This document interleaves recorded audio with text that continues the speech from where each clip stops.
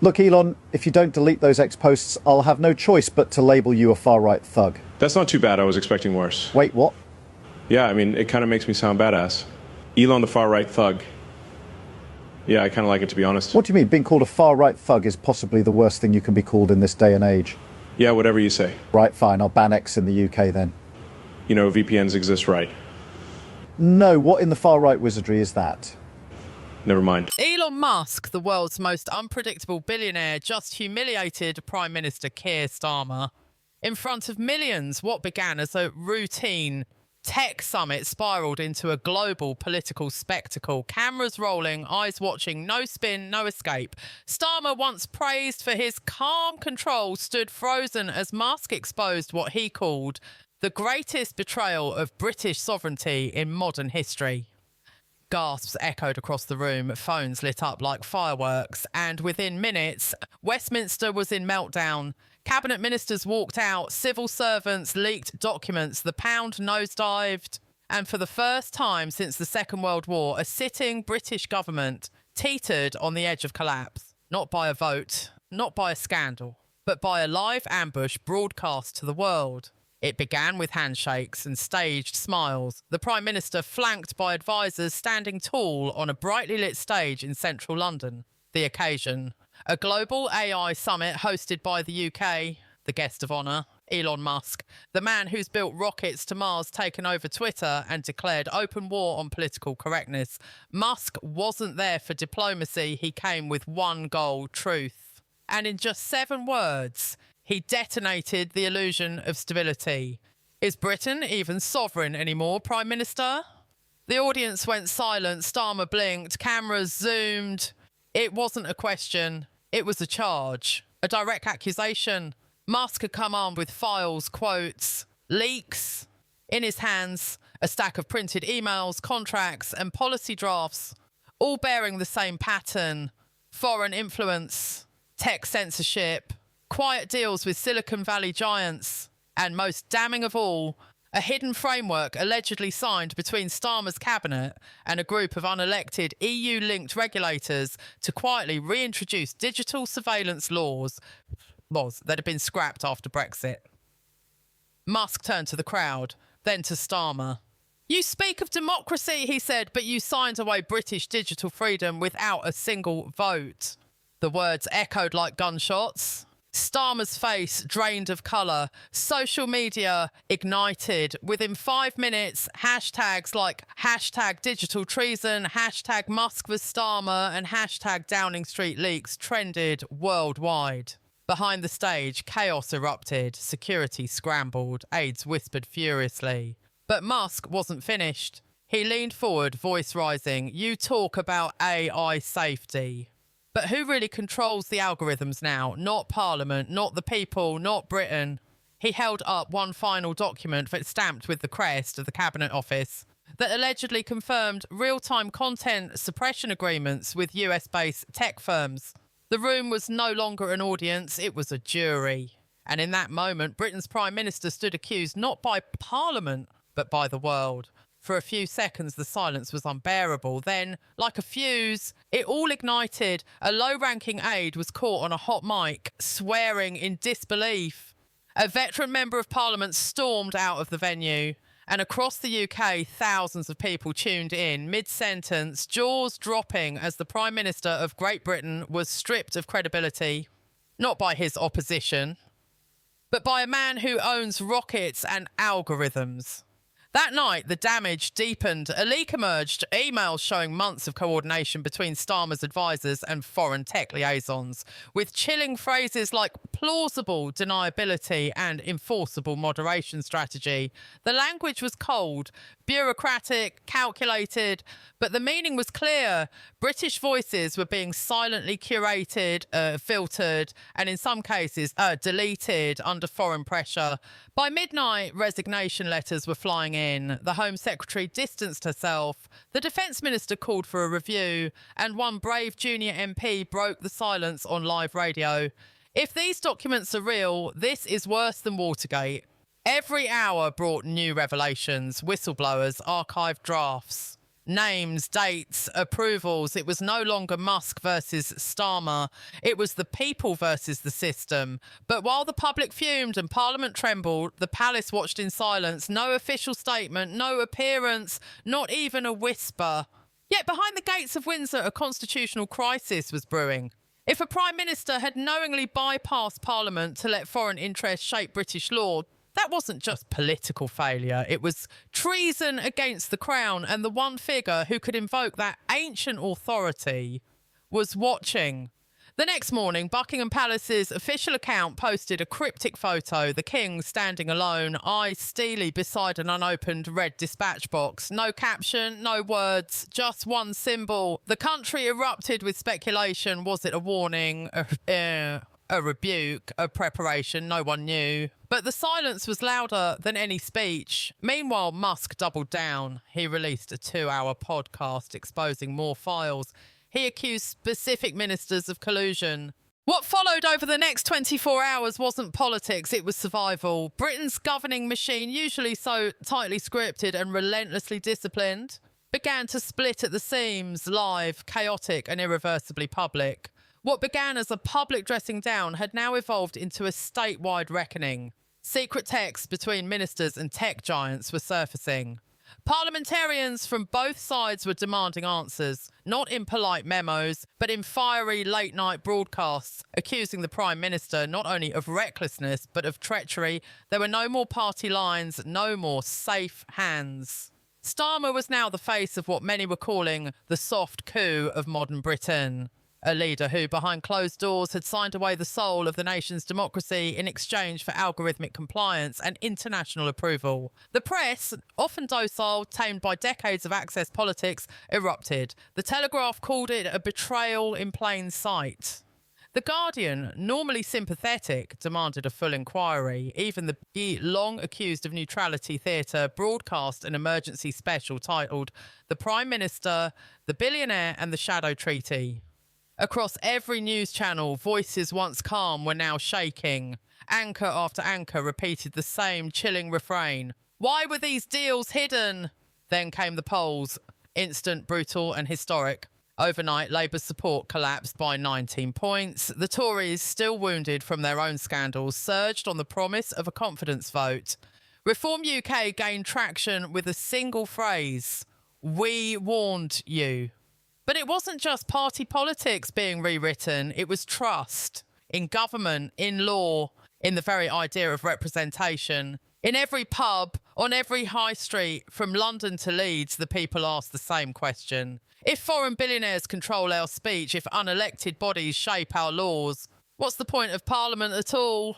But as the nation boiled, Musk was silent. For 12 hours, no tweets, no posts, no public statements, just a single photograph posted by his team. A black and white image of Churchill's statue in Westminster, captioned simply, "Sovereignty is not negotiable." It was calculated. Surgical, psychological warfare at its most refined. And it worked. The comment sections below exploded with fury and support in equal measure. Musk for PM trended briefly. Some called him a hero, others called him a destabiliser, but none denied the power of what had just occurred. A foreign entrepreneur had done what opposition parties, think tanks and whistleblowers had failed to do for years, expose the truth. Meanwhile, inside Westminster, the Palace of Mirrors began to implode. Late that night, a source from within the cabinet leaked the contents of a closed-door meeting, and what it revealed was chilling. Starmer, allegedly, had admitted that portions of the digital surveillance framework had been drafted in consultation with unnamed international advisors for security continuity post-Brexit. But here was the real shock. These frameworks were never presented to Parliament. No debates, no votes, no legal scrutiny, just quiet implementation through secondary legislation and obscure regulatory bodies. All under the radar, all for our safety, and all now exposed. The blowback was immediate. Civil liberties groups filed injunctions. Lawyers prepared criminal referrals. And inside the Palace of Westminster, a name began circulating. the Emergency Committee for Sovereign Oversight, a bipartisan faction of MPs who, furious and disillusioned, had begun preparing a formal case of constitutional breach, not just to remove Starmer, but to prevent any future Prime Minister from operating in secrecy again. The monarchy remained eerily silent. But that silence carried weight. According to leaked memos, the King's private secretary had requested full briefings on the digital sovereignty agreements. That alone was unprecedented. Monarchs do not intervene in law. But this wasn't about law anymore. This was about legitimacy. And in the United Kingdom, when legitimacy fails, the Crown watches and, if needed, acts. Then came the second wave. As pressure mounted, Musk made his return, and this time he brought evidence that stunned even the sceptics. A video call, time-stamped and authenticated, between a senior UK minister and a Silicon Valley executive, casually discussing keyword filtering thresholds for British users on social platforms. The quote that broke the internet: "We'll keep the illusion of freedom, but the filters will catch 90%. Or those words weren't just cynical, they were treasonous, an open admission that the British public had been lied to, not in theory, not in speculation, but on video, direct, undeniable. Starmer's defence crumbled. His advisors resigned en masse. The minister in the video was placed under immediate investigation. And one former MI5 officer appearing on live television said the quiet part out loud. What we are witnessing is the controlled demolition of democratic consent. From civil society to the intelligence community, the verdict was clear. The Prime Minister's position was no longer tenable. By now, protests had begun. First in London, then Manchester, Birmingham, Glasgow. Peaceful but determined.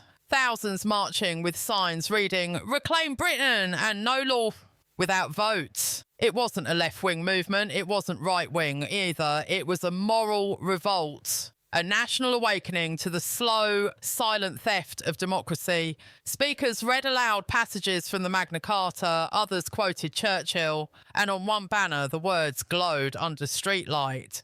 "You sold our voice, now hear our roar."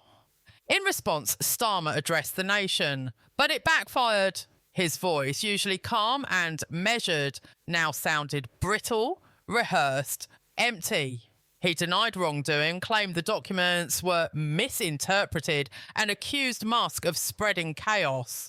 But the public wasn't listening. They'd heard enough. In just 72 hours, the tide of history had turned. Not with bullets, not with ballots, but with exposure.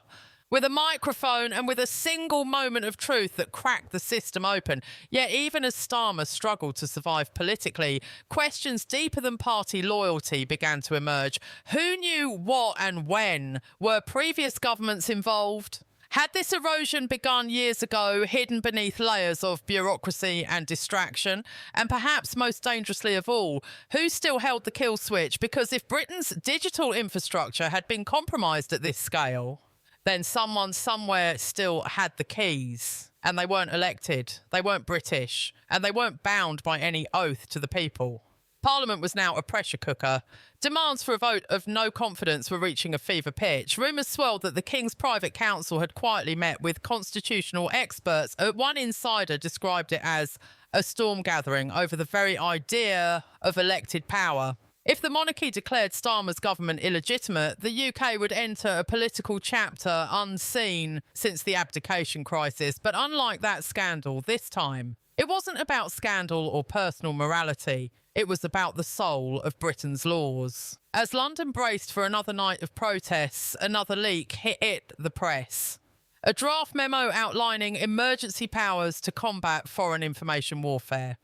But the memo wasn't addressed to Parliament. It was addressed to tech companies, private firms, anonymous boards, and it instructed them to preemptively suppress narratives that destabilise national security. In other words, suppress the truth. Again. The backlash was instant. Protesters doubled. Police forces were stretched. And for the first time in decades, calls for a general strike began to spread. Nurses, teachers, rail workers, civil servants, all asking the same question. If our voices are manipulated, if our votes are undermined, if our leaders are compromised, are we still a democracy? By the fourth day, Britain was no longer debating whether a collapse had begun. It was now witnessing one in real time. The government had fractured, the party system was paralysed, and the Prime Minister, once the emblem of moderation and control, had become a symbol of betrayal. What remained of his authority was unravelling by the hour. Civil unrest was now a constant presence, not violent but fierce, not fringe but mainstream. Formerly silent citizens, teachers, ex-servicemen, nurses, students were now marching through Westminster, not to demand reforms but restoration. They weren't asking for new policies. They were demanding a return to something far more sacred in truth, sovereignty and consent. Something that had been quietly stripped from them under the mask of modernisation and global alignment. Inside Downing Street, the mood was apocalyptic. Ministers who had once jockeyed for attention were now turning on each other with open contempt. Confidential recordings leaked, revealing screaming matches, accusations of betrayal, even one senior official threatening to go public unless protected by immunity. The term digital treason was now being whispered in corridors of power, not by commentators but by lawmakers themselves. And at the centre of it all, Keir Starmer remained largely out of sight. His public appearances limited, his responses scripted, his image tarnished beyond recovery every time he tried to regain control. Another revelation surfaced, another document, another leak, another truth that contradicted his denials. The British people were no longer waiting for permission to be angry. The tide had turned. In Parliament Square, someone unfurled a massive Union Jack with bold words stitched across it. This land belongs to the people, not their algorithms. It was shared across the world in seconds. By now, even the global press had turned its gaze fully toward Britain. CNN, Al Jazeera, France 24, they weren't just reporting on a scandal, they were covering the slow-motion implosion of a government. A G7 power, hollowed out by its own secrets, now brought to its knees not by war, but by exposure. And still Musk wasn't finished. In a televised interview beamed to over 80 million viewers, he delivered the final blow. A direct, concise, undeniable statement. The UK government is no longer operating in the interests of its citizens. It is aligned with corporate lobbies, foreign regulators and data brokers. And I can prove it. And then he did. In front of the world, Musk revealed the last of his files, a communications log between several unnamed cabinet members and a Swiss-based data firm tied to NATO-adjacent interests, outlining a proposed pilot scheme for predictive behavioural analytics using British citizen data without their knowledge, consent or parliamentary approval. The scheme was codenamed Project Veil. Its objective, monitor public sentiment in real time, predict dissent, and issue automated narrative corrections via news outlets and social feeds. In simpler terms, manage the thoughts of an entire population without them ever knowing. The British public had not just been misled, they had been monitored, studied, and quietly manipulated. And now the veil had lifted. The moral outrage reached fever pitch. Journalists demanded criminal investigations. Clergy condemned the erosion of conscience. Military veterans denounced it as psychological warfare against the homeland. A former Chief Justice called for the arrest of those responsible. One commentator said simply, "This is how authoritarianism looks in the 21st century. Not with tanks, but with trending topics and manipulated truths." And then something happened that Britain hadn't seen in over 80 years. The King spoke. In a solemn address broadcast from Buckingham Palace, His Majesty appeared not as the ceremonial figurehead, but as the constitutional guardian of the realm. With measured words and visible gravity, he declared that when the sacred contract between government and people is broken through deceit, silence is not neutrality, it is complicity. He did not name the Prime Minister. He didn't need to. Every syllable was a dagger. And then the line that would be etched in history. This kingdom was not built on algorithms, but on consent. And I shall not stand idle if that consent has been violated. The monarchy, silent for so long, had now taken a position. And that position was justice. The next day, Parliament moved. A vote of no confidence was tabled. And this time, it had the numbers. Dozens of Labour MPs, no longer willing to defend the indefensible, crossed the aisle.